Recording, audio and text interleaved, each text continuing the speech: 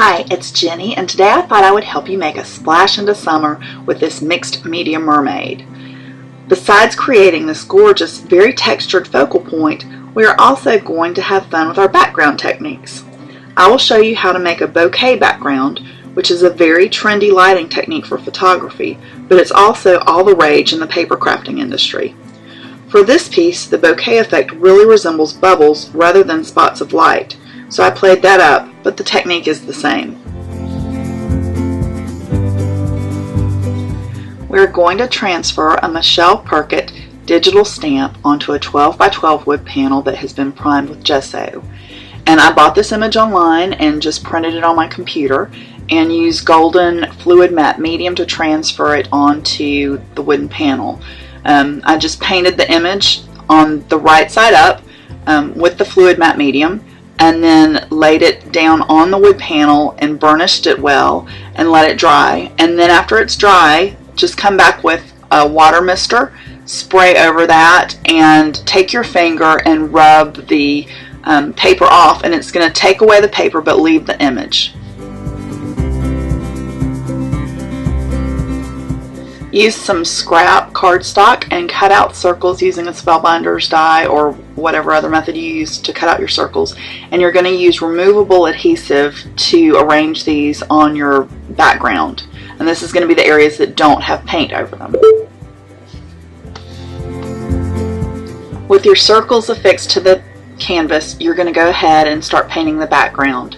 And I used a combination of blues, starting with the lightest first and working to the darker. I used Aloha blue in velvet, the Fiji velvet, and then finished up with the Honolulu blue in sorbet.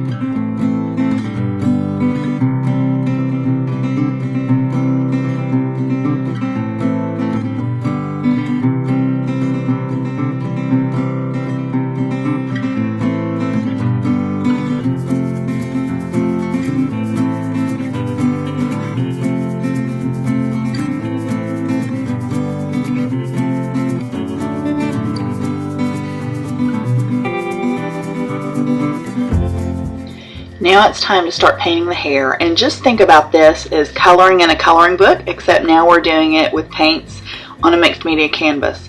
And I just used a variety of browns. In the velvets I used the truffle, the Kona, the portobello, and in the sorbets I used the chocolate. And after I finished adding a lot of brown, I also decided, since she's a mermaid, she needed to be a little bit more exotic, so I added some wineberry for some purple highlights.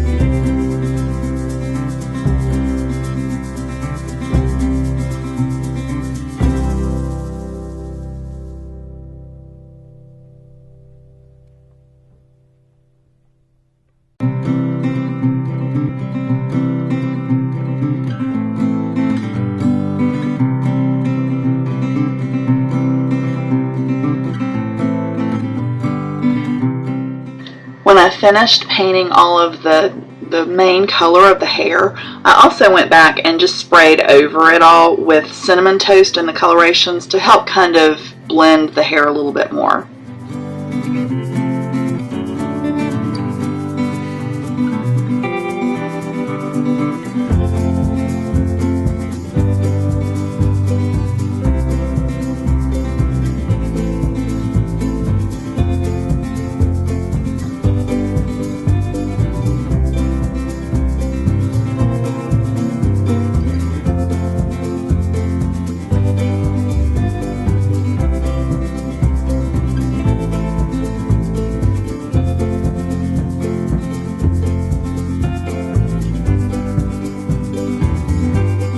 So now we're ready to start working on the shells that are in her hair, and we're going to use a lot of dimensional crystal on this step. For the pearls, we're going to use Blizzard, and you're just going to squirt it out of the container in kind of a circular motion, and that's going to create these really pretty pearls. For the other shells, I used some brighter colors. I used the peony for the pink shells and the guava for the orange shells. The champagne was just kind of a nice neutral color that was perfect for some of those brown tone seashells. And then the sunbeam was great for the starfish. And this really creates a beautiful, glittery, dimensional effect that was perfect for a mermaid.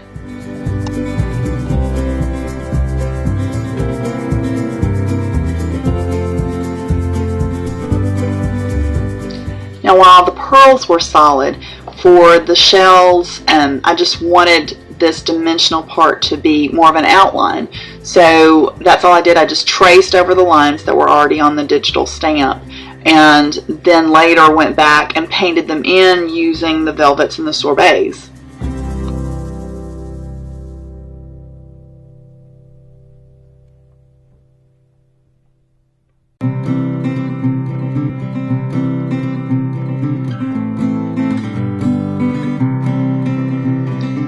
I used a coral mask and the ink spot colorations to add some more texture to my background.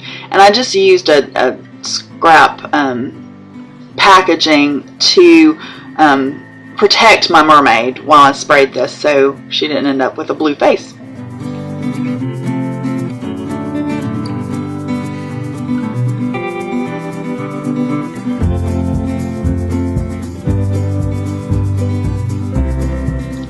I used a large sea oats stamp that I wanted to add to my corner, and the first thing I stamped it with was a black StazOn ink to just kind of ground the image. And then I came back and used a watermark ink and several embossing powders to add some variety of color and depth to it as well.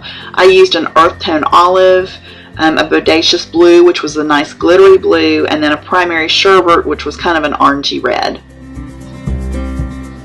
And somewhere in the process, I went ahead and took my circle masks off because I wanted some of the sea oats to appear in front of the bubbles rather than just behind them.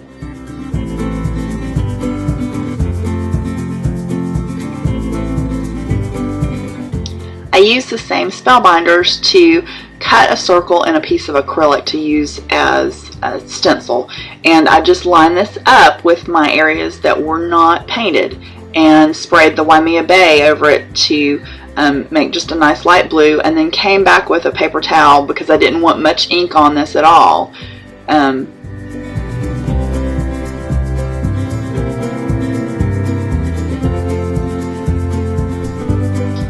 Now for this technique, you want a higher concentration of color and more opacity in the center of your circles.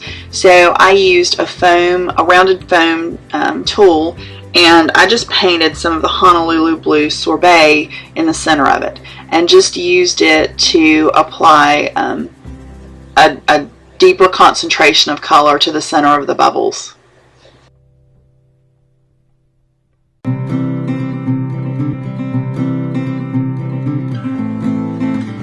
I used my stencil again and a watercolor pencil in a deep blue to just go back and outline my circles and make them a little bit more noticeable.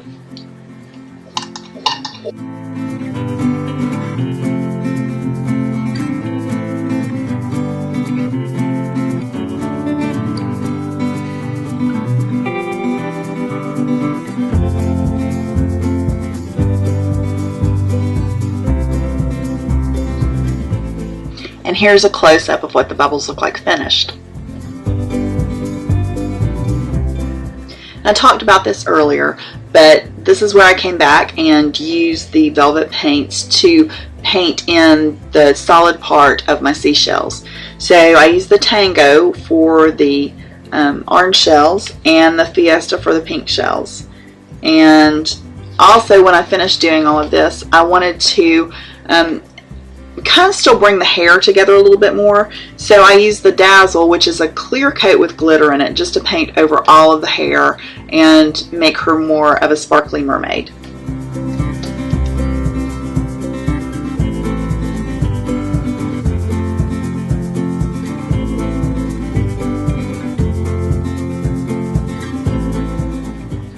Unfortunately, when I painted my face, my memory card was full and I didn't realize it, so I don't have the pictures of that to show you. But basically what I did, I created the main colors of the flesh using pan pastels, and then just went back and shaded a little bit using some gelatos.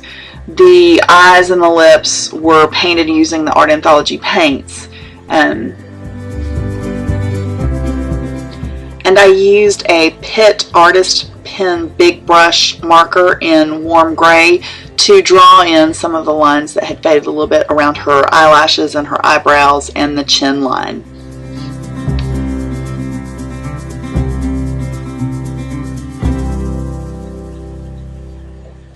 Thanks for stopping by today. I hope you'll join me again soon. If you're not already a follower of my YouTube channel, I hope that you'll subscribe, as well as the Art Anthology YouTube channel. If you have any questions, please don't hesitate to send me an email. I'd be happy to help you out. Thanks.